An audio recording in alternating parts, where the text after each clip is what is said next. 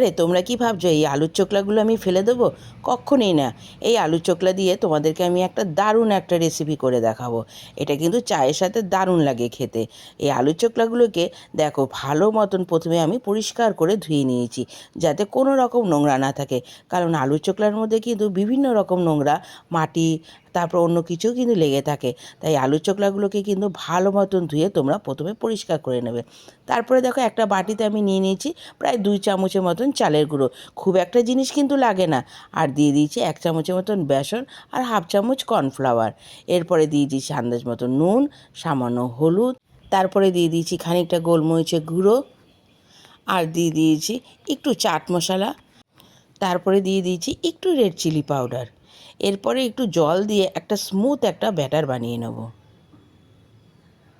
এরপর থেকে কিন্তু আলুর চোকলা তোমরা কিন্তু ফেলে দিও না, ঠিক এইভাবে একটা স্ন্যাক্স বানিয়ে খেও, দারুণ লাগে কিন্তু খেতে।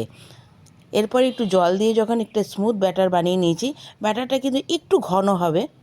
এদিকে ব্যাটারটা গুলতে গুলতে কড়াইয়ের মধ্যে আমি বেশ খানিকটা তেল দিয়ে দিয়েছি।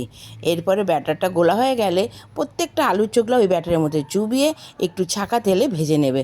দেখবে দারুণ লাগে কিন্তু খেতে, একদম মচমচে, চায়ের সাথে কিন্তু সুন্দর একটা স্ন্যাক্স।